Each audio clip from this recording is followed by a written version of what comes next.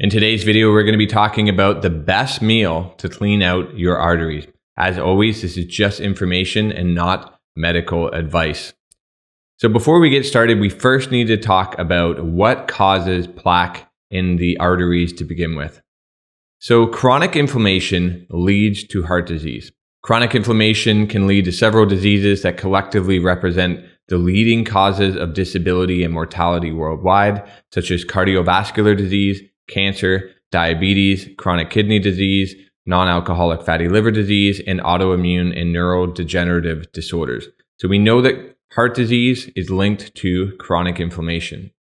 Now, the gut microbiome and good cardiovascular health, they're linked. So in this study, these data support animal findings demonstrating a relationship between relative human gut microbiota composition and cardiorespiratory fitness in healthy young adults. So there's a link between good gut health and having good cardio health. Here's a paper talking about how low vitamin D could be the cause of chronic inflammation. Genetic research shows a direct link between low levels of vitamin D and high levels of inflammation. And here's a study. Our results show that vitamin D deficiency leads to an increased risk for dyslipidemia, and that may be the reason that patients with vitamin D deficiency tend to have higher risk of coronary artery disease. So in this paper, they found out that vitamin D deficiency was linked to having heart disease. In this paper, vitamin D deficiency causes gut problems, leading to deficiencies in B vitamins. Vitamin D deficiency changes the intestinal microbiome, reducing B vitamin production in the gut. This leads to a pro-inflammatory state associated with atherosclerosis and autoimmunity, meaning that when your gut is dysfunctional, your body isn't producing all the vitamins it needs, and so that's going to affect your cardiovascular health. Here's a paper linking that fat within the heart is linked to heart disease. So there's an association between pericardial fat and coronary heart disease. Pericardial fat is positively associated with coronary artery disease. So we know that heart disease is linked to having a fatty heart. Here's a paper showing that fatty heart is independently associated with non-alcoholic fatty liver disease. In this paper, fatty liver disease was linked to heart disease. Systemic inflammation, endothelial dysfunction, hepatic insulin resistance, oxidative stress, and altered lipid metabolism, and some of the mechanisms by which non-alcoholic fatty liver disease increases the risk of cardiovascular disease. Now we know there's some sort of link between having cardiovascular disease, a vitamin D deficiency, gut problems, and having a fatty heart and having a fatty liver. Is bacterial overload the cause of heart disease? That's my question to you. An updated meta-analysis on the relationship between Helicobacter pylori infection and the risk of coronary heart disease. H. pylori infection increased the risk of cardiovascular disease. Here's a paper, the causal effect of Helicobacter pylori infection on coronary heart disease. Our findings further support that H. pylori infection exerts a causal effect on coronary heart disease incidence. Here's a different paper talking about how the researchers found the H. pylori gut bacteria in the liver. The results presented in this study indicate that Helicobacter species can be present in the liver of patients with primary hepatic carcinoma. So what that means is that in liver cancer, these researchers are finding gut and mouth bacteria in the liver causing the inflammation. Here's a paper from 2022. H. pylori is currently under investigation in GERD, asthma, and inflammatory bowel disease. So is bacterial overload causing all these other symptoms of inflammation as well? In this paper, vitamin D deficiency was associated with increased odds of an H. pylori infection by almost 3 times. In this paper here, looking at the different effects of the H. pylori infection on the body, it lists aggregation of blood platelets as one of the symptoms. So could this bacterial overload be affecting our blood production somehow and causing us to have slow, thick, sludgy blood? Vitamin D helps blood flow and helps with blood sugar control. We conclude that glycemic control is inversely associated with high platelet aggregation and low vitamin D25 levels.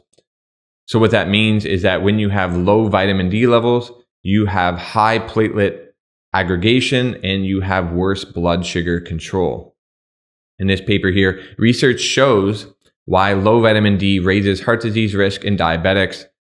Quote, they have found that diabetics deficient in vitamin D can't process cholesterol normally, so it builds up in their blood vessels. So as far as I can see, there's some sort of relationship here with inflammation, vitamin D, gut problems, heart disease, liver disease. All these things are all linked, and it could be linked to a bacterial overload.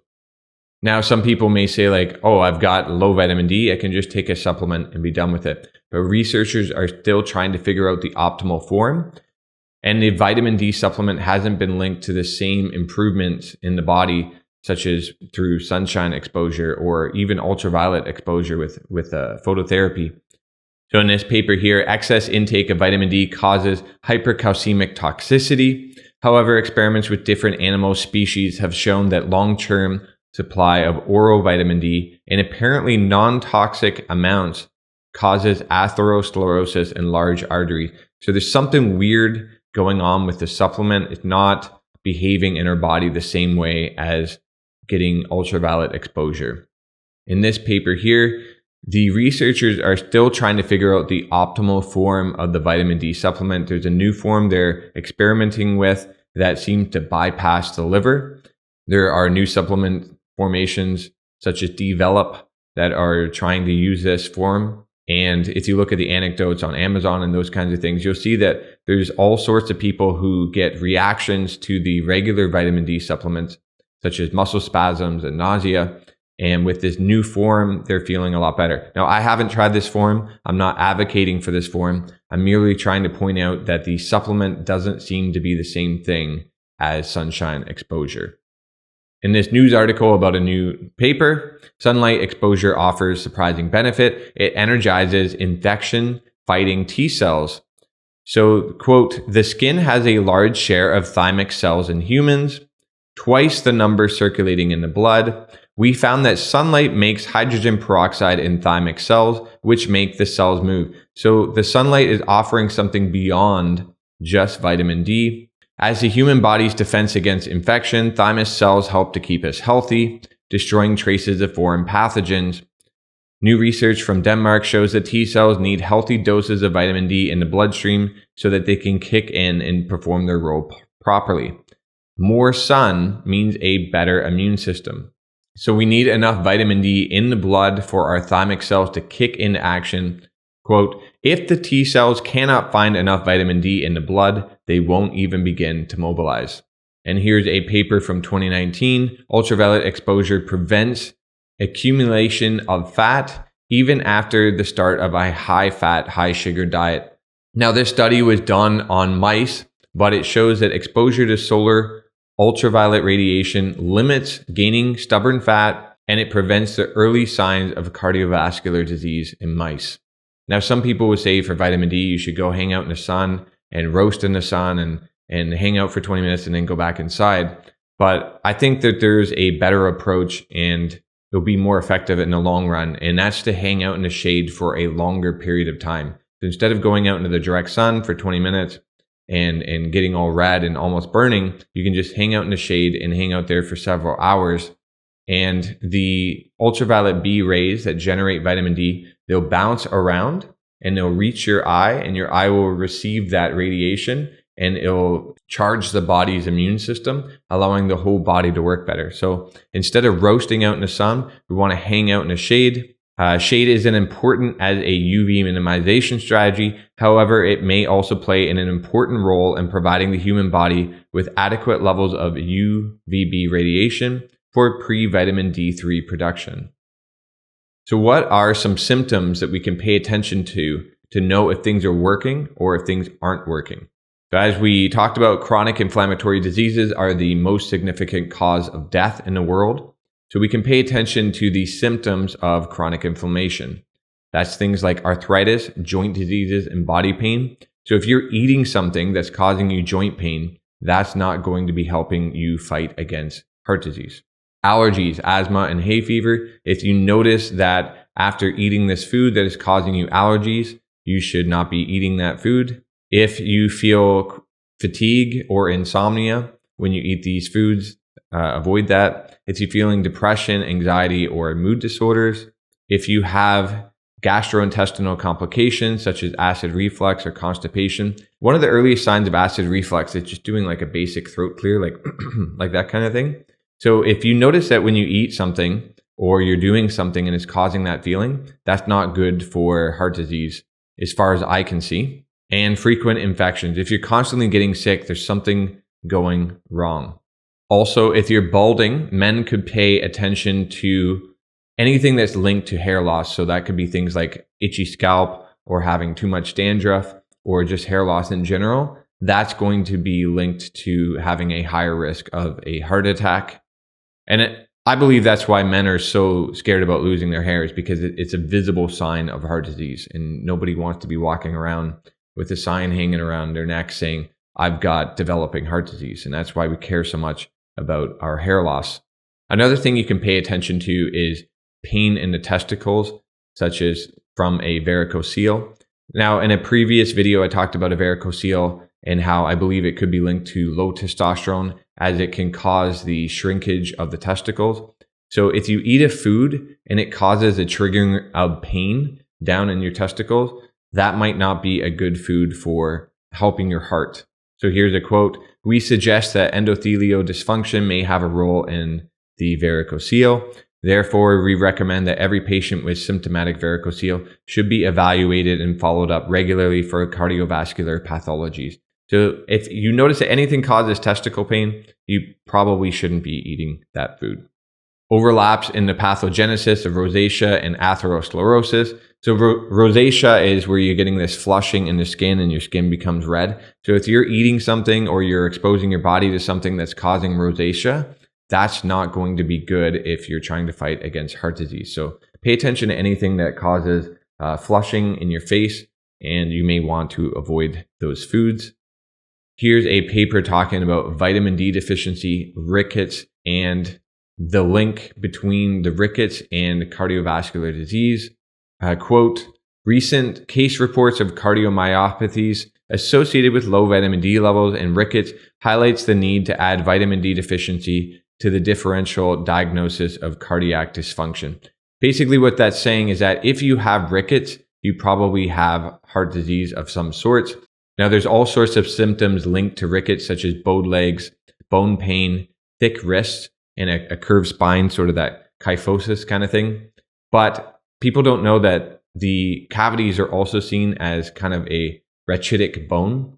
And so if you've got a lot of cavities going on, you might be eating something or doing something that's affecting your immune system, that's affecting your mouth bacteria, that's now affecting your teeth. And so it's just another thing to pay attention to. If you notice that your teeth are getting worse, then you might be doing something that's hurting your heart. If you notice that your teeth are improving, your teeth are getting whiter naturally, or your teeth are beginning to feel slick all throughout the day, and you just feel like things like your white tongue are going away, those are good signs to pay attention to that what you're doing is working. In this paper here, stubborn fat around the belly is linked to cardiovascular issues. Quote, "Visceral adipose tissue in particular has a high impact on cardiovascular disease risk." Now, in a previous video, I talked about how when you have leaky gut, those bacteria can get into the bloodstream and be sent out to the organs, leading to inflammation in the organs. Our body responds by putting protective fat around the organs, pushing the belly out as this area expands with fat. And so if you notice that after you clean up your diet and you start eating some of these better meals for your heart, you make some changes to your lifestyle to fight against heart disease, and you notice that your belly starts to shrink, then that's a good sign that you're fighting against heart disease. In this paper here, association between reflux disease and coronary heart disease, the GERD cohort had a higher risk of cardiovascular disease. So you want to pay attention to those early symptoms of GERD, such as throat clearing. You want to pay attention to anything that causes acid reflux, anything that causes bloating that's going to cause you to have gut discomfort, those foods are not going to be good for your body, and it's going to lead towards heart disease. So what are some nutritional tactics that we can do to fight against heart disease? In this paper here, honey improves cholesterol levels. Total cholesterol was significantly reduced with the use of natural honey intake. In this paper here, honey has vitamin D complexes. So they're finding out that the sun is kissing the pollen in the flower. The bees are collecting that pollen and bringing it to make honey with, and that leads to higher vitamin D levels. So there's all these beneficial compounds that are found in raw honey that are not found in normal cane sugar. B enzymes, vitamin D, the whole spectrum of B vitamins. There's amazing things in honey. And honey is also antibacterial, so it could be helping to fight against heart disease that way. Honey can kill H. pylori. Here in this 2023 review, raw honey improves blood sugars and cholesterol. Quote, honey may improve glycemic control and lipid levels when consumed within a healthy dietary pattern. On top of that, royal jelly, which is a specific part of the hive just reserved for the queen, that also improves cholesterol. So if you really wanted to double down on this, you'd have to find a local apiary that would sell you this, because royal jelly does spoil. It needs to be kept in the freezer, and then it would be defrosted, and then you would eat it. So it's not like regular honey where it lasts forever on the shelf. It does spoil, and that can also help your body to work better. Animal fat, such as tallow or lard, is better than cooking with vegetable oil when it comes to your heart. In this study, our study found that cooking with lard or other animal fat oil is more beneficial to cardiovascular health in older Chinese. Now, there's all these benefits that are found in animal fats like tallow, such as vitamin A, vitamin D, vitamin K2, vitamin B12, all these benefits that can help the whole heart to work better, helps the immune system to work better. That's going to help your gut to work better. So you don't want to be cooking with these toxic industrial seed oils like canola oil that have been processed so that they're no longer poisonous. And then they've been processed with all these deodorizers and all these other things that are being exposed to toxic compounds that are not good for our health. In this study here, ruminant fat intake led to higher concentrations of stearic acid. This particular diet was associated with a hepatoprotective effect. So what that means is when they gave ruminant fat to these rats, it was helping to improve their gut microbiome, leading to a restoration of liver health in the rats. Now, this is just a rat study, but the previous study was in humans. And we can use these as clues to try and figure out what might be good for us.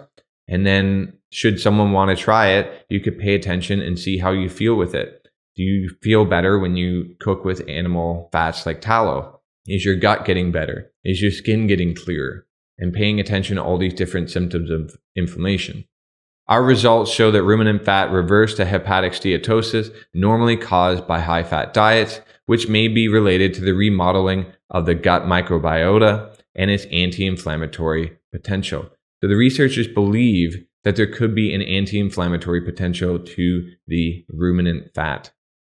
Now, when you buy tallow and you want it to be healing for the body, you want to get grass-fed, grass-finished tallow from animals that are raised out in a pasture. When those animals are raised outdoor in the sun, that sun will hit their fur, they generate vitamin D. When they have access to pasture, they get fresh carotenoids, and they can churn that into active vitamin A, and that's going to help your whole body work better. And so the more yellow the tallow is, the better and more healing it will be. So here at the top, we've got a photo of the tallow from white oak pastures, and you can see how yellow that fat is.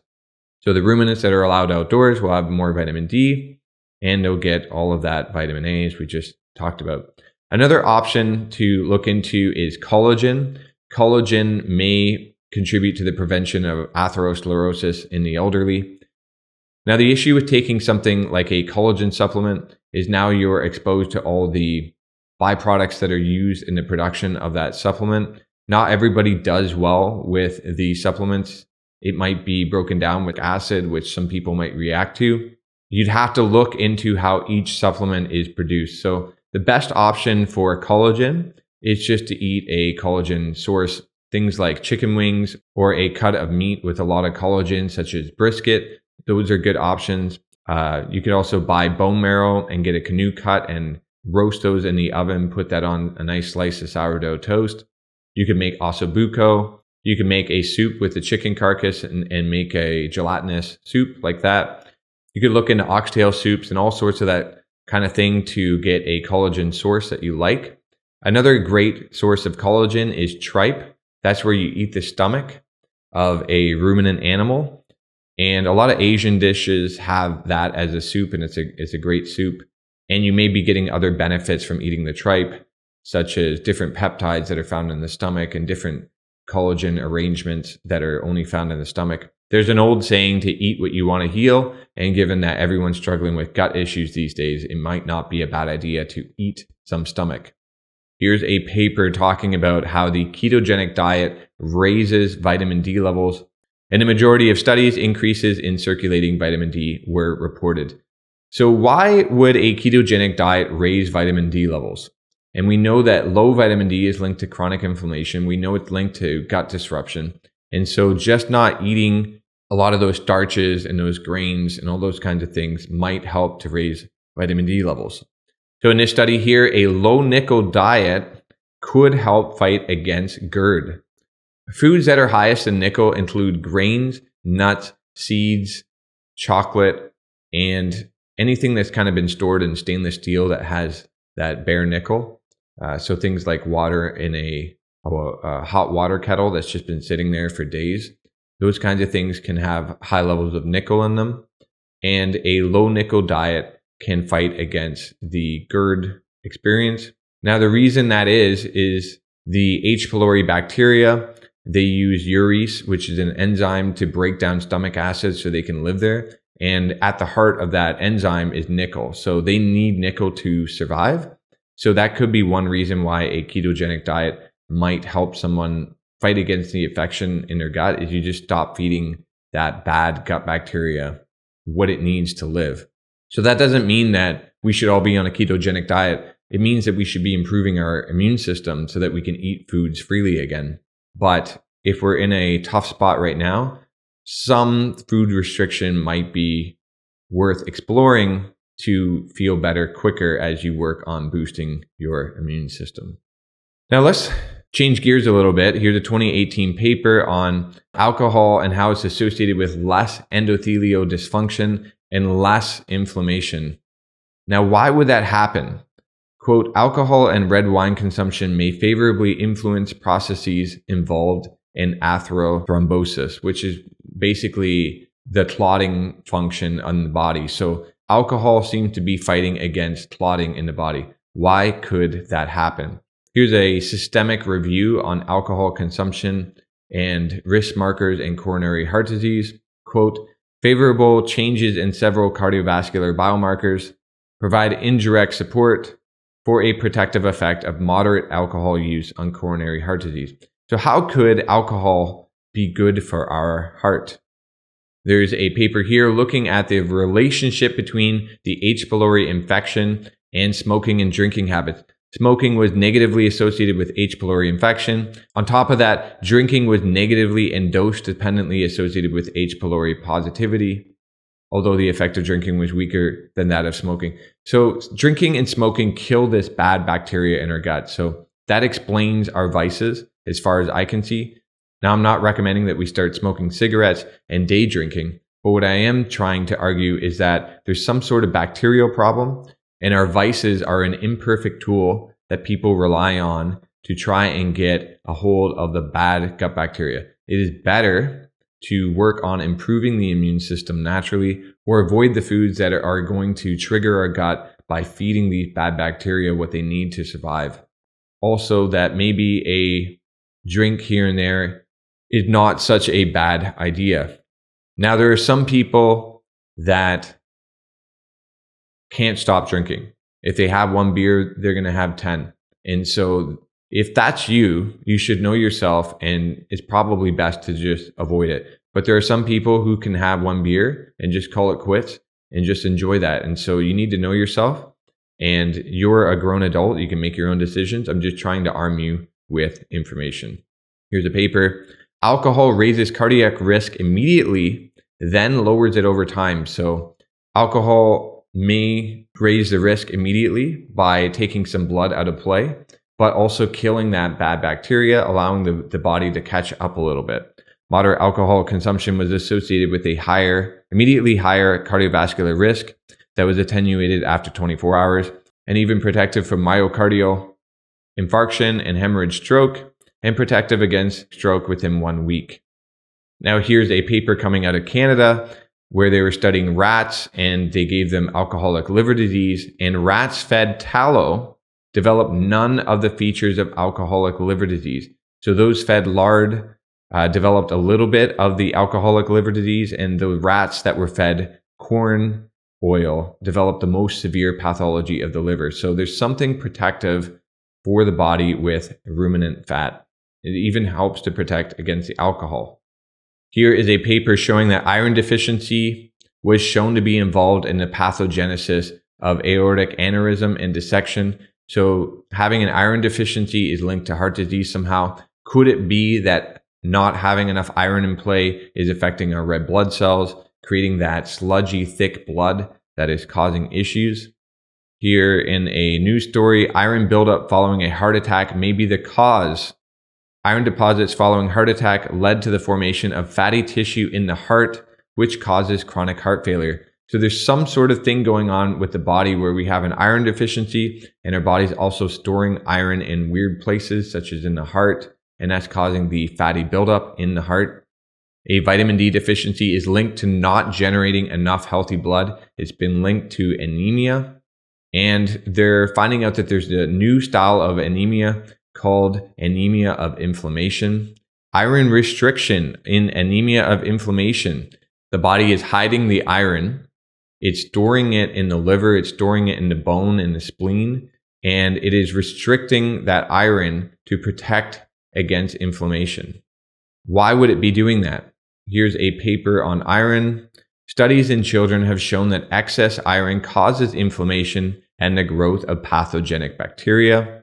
Here's a different paper. The effects of iron on processes at the intestinal host pathogen interface may highly depend on host status, immune status, and gut microbiota composition. So what that means is that when our body needs iron, but bacteria also need iron to live. And so our body needs to figure out how much iron it can put into play before it gets overrun by bad gut bacteria. Here's a paper. Since iron is an essential growth factor for H. pylori, it also competes with the host for iron absorption. That's us. H. pylori possesses some proteins of the outer membrane that play a role in bacterial iron absorption, and so on. So when we eat iron, we need it to generate enough red blood cells so that we have healthy blood flow that's going to help our whole cardiovascular system work better. But the bad bacteria also needs iron to live, and so we need to balance that. And this is a reason why I believe that iron fortified white flour is so triggering for so many people. So many people have seen results on gluten-free diets, but many people have no problem with oats or rice or corn and these other grains. So what specifically about white flour is triggering to them? I don't believe it's the gluten. I believe it's the powdered iron that they are adding to it. And when you throw that powdered iron down into your gut, there's going to be these bad gut bacteria that are feeding off of it, that are exploding in numbers, that are going to cause all sorts of bloating and throat clearing and all sorts of issues. So we want to avoid white flour that's been fortified with iron. We also want to avoid anything else that causes issues in the immune system function. Fluoride in drinking water is linked to alterations in cardiac autonomic function in infancy. So the fluoride in drinking water is linked to cardiac issues in little kids, adding to the growing body of evidence suggesting fluoride's developmental neurotoxicity. And in this study, a utilization of household water treatment was associated with a modest reduction in heart mortality. These findings suggest that the use of a household water treatment device may have the potential to influence health outcomes. So what is going on here? Well, the water treatment would be removing all sorts of exposures to things like aluminum and chlorine and fluoride and all these bad things that are a burden on the immune system. So if you take that burden off the immune system, now it can fight better against bad things going on in your gut, and that's going to allow you to feel better and live longer. In my opinion, spring water is the best option. That's what we do in my family. But reverse osmosis and distilled water can also be a great way to get rid of all those toxins out of the water. So that was a lot to cover, but we needed some context as to understand what the best meals are to clean out your arteries. So the best meals, in my opinion, is a grass-fed pasture-raised steak with a apple cider vinegar carrot salad. Now, optionally, if you're going to be eating carbs, some white rice that's not iron fortified, like white flour, white rice that has been cooked and then added a little bit of grass-fed tallow could be a great option. So the grass-fed pasture-raised steak is going to give you the iron you need to generate blood, but with all the immune system boosting vitamins such as vitamin A, D, E, K2, and B12, all those vitamins are going to be helping the iron be used properly in the body. Now, you should cook the steak as rare as you can enjoy it. That will cause less breakdown of things like creatine, which are beneficial to the body. And a ribeye is obviously the best because you're going to be getting some of that fat that contains all the fat-soluble vitamins such as vitamin A, D, E, K2, and B12. And you should eat the fat. Don't cut the fat off. Eat that fat to help boost your immune system. Now, for the apple cider vinegar carrot salad, you can take raw carrots, you can shred them. You can shred an apple and add a little bit of apple cider vinegar. And those things are going to be antibacterial while providing the body with carotenoids. That's going to help the whole immune system work better. Now, as far as carbs go, depending on your immune status, it could be inflammatory, but the white rice doesn't have the high nickel coating on the outside. It's been removed. And so if you can handle a little bit of starch, white rice seems to be one of the better options. And again, you're going to be adding some sort of beef fat to help the body boost its immune system. Another option would be wild salmon with roasted asparagus. Again, optional with white rice and some tallow.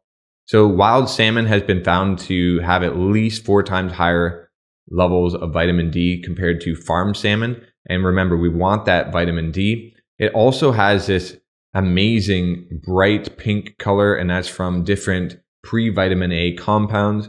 The farm salmon doesn't have that because they're not eating its natural diet, so they have to feed them these pre-vitamin A supplements. And now you're eating a supplemented sick fish that's kept indoors. And if you're not the biggest fan of fish, but you want to eat some for health, you could eat fish 4 times less often with wild fish and get the same amount of immune boosting compounds. Now you get that wild fish, you want to get that skin, and you can score it and pack it full of a bit of sea salt. You can pan fry that in grass-fed tallow or lard. Get that skin nice and crispy, and that's going to give you your collagen source. Now, another great option, this isn't really a meal, but we can add sweetbreads to what you're eating. Now, if you've never had sweetbreads before, I wouldn't advise making it your full meal. I would try and cook it on the side and have it with something else. So you can just try a few pieces. But as far as organ meats go, it's the best tasting, in my opinion. If you parboil it and you pull it apart and you bread it in non-fortified white flour and you pan fry that in tallow, you get these little chicken nugget style chunks. And my kids love them. They taste great. They make you feel amazing. And so sweetbreads are often made out of the thymus, which is the immune system of a young animal, or it will be made out of the pancreas. And then that's going to help you with blood sugar control and digestion. And so the sweetbreads are some of the best foods that you can eat. You can add that to your meal as a side that's anti-inflammatory. Another great option to add to your side is fish roe. The fish roe, I'm not a big fan of supplements, and fish roe is very expensive, but I kind of treat it like a supplement where you could just have a little spoon of it in the morning, or you could have it on the side with your meals. But fish roe has high levels of vitamin D, and based on its color, I would say it's very high in vitamin A as well.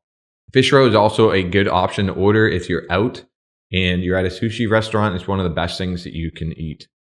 On top of that, we want to add raw honey to everything. So we can use it as a dipping sauce. So you can take a little liquid raw honey, put that on your plate, and just put a little bit of hot sauce in there and just stir it up. Now you've got a spicy, anti-inflammatory honey sauce for everything. You can just eat it off a spoon. After eating a big meal, a lot of people are looking for sweets, and they might try and find that through an iron fortified cake or cookie or something that's going to cause more gut disruption. You can easily just get a spoon, take a little bit of raw honey, and it's going to kill that desire right away in a healthy way, in an anti-inflammatory way. You can add raw honey to some tea. You can add it to homemade lemonade. There's lots and lots of ways to use that as a way to improve your heart. You also want to think about what's beyond the meal. What else can we do to help clean out those arteries? We want to think about the environmental context of your meal and your lifestyle in general. So as we know, vitamin D deficiency is linked to the inflammation, is linked to the buildup of cholesterol, it's linked to all these heart problems and gut problems. And so if we can eat outdoors with ultraviolet exposure and some of that infrared, all that benefits from the sunshine and the fresh air, if you can eat outside, that's the best possible way that you can eat your meal. Now, if bugs are a concern, and they are where I live in Canada, is there a way that you can screen in the area, or is there a way that you can set up your environment so that it can be bug-free and just totally enjoyable to be outside? So I know down in Florida, they have the screen lanais, and it just feels amazing to be outside and to eat a meal. And try and make that part of your routine. Can you eat your breakfast outside? Can you eat your dinners outside? If you're at work, is there a place where you can eat your lunch outside? That's going to help boost your vitamin D levels, which is going to help your gut work better, which is going to help you actually get the nutrition out of your meal. This is just a good tip in general, but you want to make the backyard the best room in your house. So how can you improve the seating? How can you make it bug-free? How can you make an awesome barbecue outside so you can just hang out outside for hours? Just think, how can you make the outside as comfortable as humanly possible? So fighting against heart disease, that means fixing your diet, it means improving your lifestyle, and it means improving your environment. So to wrap it all up, toxins damage your immune system. That's going to worsen your gut microbiome. That's going to lead to bacterial overgrowth, and that's going to lower the strength of your digestion. So all sorts of things can ruin your immune system. That includes fluoride, chlorine, aluminum, heavy metal exposures like lead, pesticides, electromagnetic frequencies, injections. All these different things can be a burden on your immune system, leading to gut troubles. When we have the gut troubles, we've lost our food freedom. We can't just eat whatever we want anymore. And so we need to minimize eating any food that causes you throat clearing. For a lot of people that I've coached, that's pasteurized dairy and white iron fortified flour. You'll have to experiment to see what works for you and avoid those foods that cause those throat clearing feeling and the acid reflux feeling. And then you want to eat healthy animals and eat the compounds that are going to help rebuild your immune system, your gut health, and your organs. So you want to eat muscle meats from healthy animals that are raised outdoors. You want to eat sweetbreads. You want to try tripe. You could eat some bone marrow. You could even try some heart, although that is higher in iron, and you might need a good immune system to tolerate that. To wrap it all up, the fight is against chronic inflammation. If you want to clean out your arteries, fight against inflammation. So you can shoot me an email anytime at team@outliveforever.com. And just pay attention to anything that's fighting against inflammation. That's probably going to help you in your pursuit of cleaning out those arteries and feeling and looking your best and getting that heart cleaned out. Now, there's only so much I can cover in a YouTube video, and I don't want to get shadow banned or anything, so we can talk about more controversial things over on the Outlive newsletter. So I'd like to invite you to join that. I'll put a link down in the description, and I hope to see you over there. Thanks for watching the video, and have a good one.